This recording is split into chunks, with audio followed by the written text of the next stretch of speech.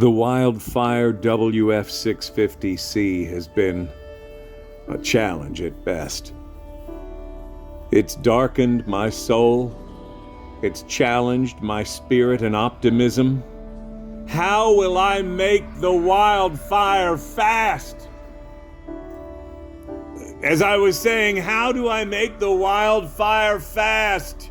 I ask you now, please show me. Oh.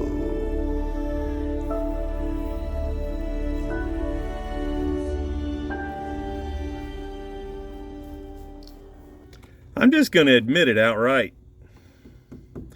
It's difficult to get excited about a car that runs 27.5 seconds in the quarter mile at 48 miles per hour. Somebody with some pent-up energy on a mountain bike could smoke me. Everybody else at the track would be very angry because it would take me several hours to just get to the end of the track. I had to come up with something that was different and better. And I believe I've done that. I have procured a Yamaha FZ09, which is rated at 115 horsepower.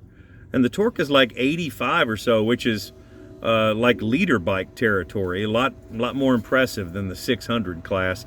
This is also a 3-cylinder, which kicks up that torque rating quite a bit, which is what I need in this being as heavy as it is. As of right now, all this crap's coming out. The gauge pod that was on the FZ, by the way, it was crashed. The gauge pod's going to go right up in the front. Everything still works. Trying to figure out what I want to do when it comes to hooking up the drivetrain. There are two schools of thought. I could either leave the transmission in, but that would kind of negate the transmission, or what seems to make more sense is the sprocket on the side of the engine, cut that down, weld it onto a drive shaft, have it go straight to the back. I know you're already thinking, but there's no reverse. There's a company that makes a chain-driven reverse box that'll go down under the car just in line. You can mount it anywhere, and with the flip of a lever, makes it so you have reverse or forward gears. The rear end of this thing, rated for 26 horsepower, it is a live axle. Think like a baby version of a 9-inch. Probably has gears made out of tapioca. But anyway, the rear end is only supposed to handle 26 horsepower, kind of barely. So if we start putting 140, 150, I know you're saying, but Sean, you said 115 is what the bike makes. Well, nitrous. So I'm figuring a 40 shot if called upon to do so. 150 horsepower, maybe a 1290 in the quarter. Have to get my girlfriend to drive it probably. Or maybe someone very emaciated, close to death, or a child, or a baby marsupial or of some sort. I don't know. This is all in the planning stages. Oh, I did get this though. I'm all about making sure I get the right parts first. So I got that shifter knob. I don't know how this is going to work out. The car is definitely sketchy enough, and the engine has enough power. 150 horsepower with a small driver, this thing might pull off a 1290. And if it does, that'll be a quick little car, motorcycle, or WF650C FZ09 NOSPO. I'm gonna need an abacus. At least some cue cards or something. You guys help me out! Well, here's the donor critter. Since it doesn't have a battery, all I do is turn this thing on, crank it up to 200 amp start, turn the key to the on position. You can see it's smoked up here, but give me a second here. Prime that fuel pump again. There we go. The engine right there is fine. Totally fine. 115 horse. Still have my display up here. cracked on the front. I don't know if you can see it in the light, but the tack still works. The inner display still works. The mode switch works. That's what I'm gonna do. 150 horse on a Wildfire WF650C. If it doesn't go fast, at least it'll get me to the crash site. I have returned from my sabbatical there on the recliner, watching YouTube videos, getting ideas. And the one thing I thought was going to be difficult, I don't think is going to be. The shifter coming out of the side of here, because it is sequential, I think all I'm going to do is put a cable and like a clevis coming off of this, going up to the front where the normal shifter would be in the car, and it's just going to pivot from front to back. You know? Like when your foot is downshifting or upshifting, the only thing different is your right hand's going to do it. Click forward, and it's going to go up or down, and click backward, it's going to go up or down. I think that's going to be the easiest part.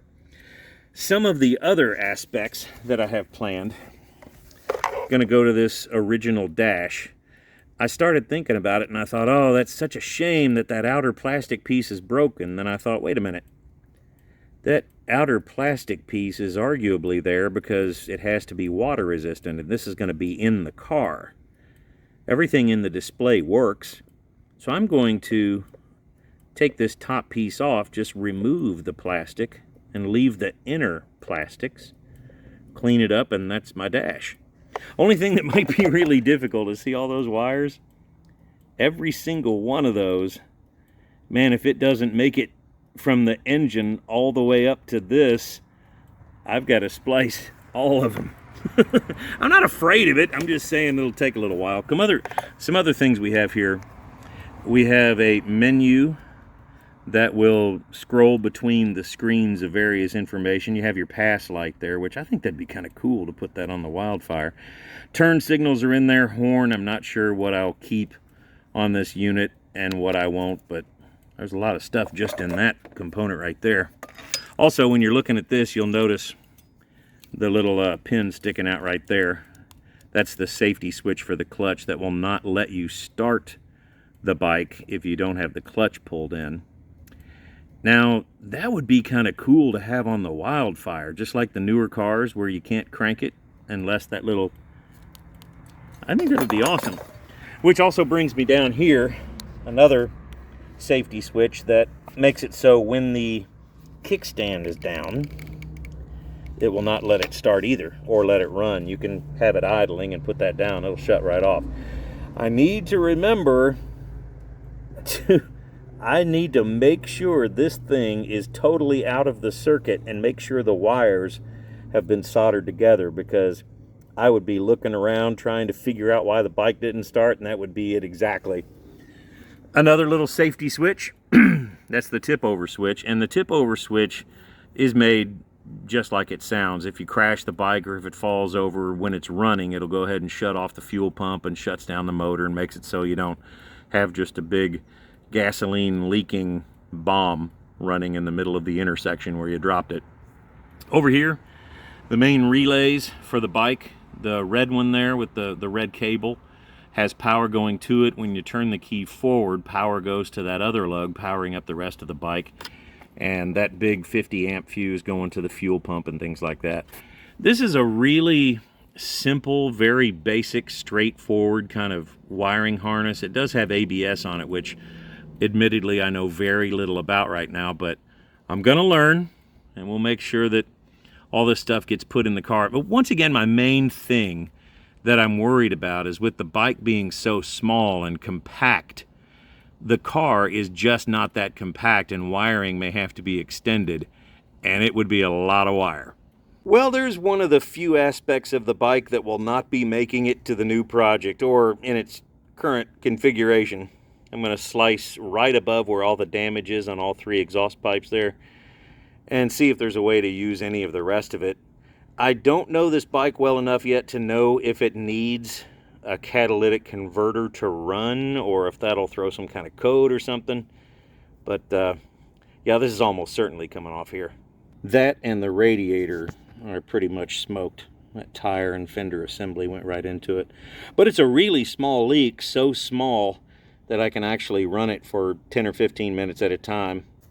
I guess it's safe to say that this motorcycle in its current form is not long of this earth. Neither is the Wildfire drivetrain. Got to yank that out of there and basically sit this engine in there to see kind of where everything's going to line up.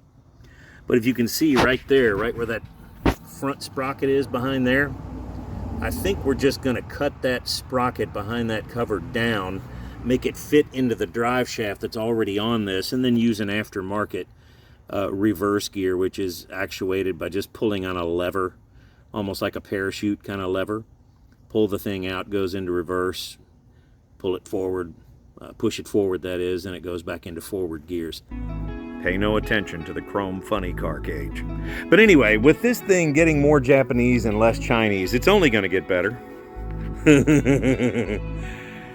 Pay no attention to the roll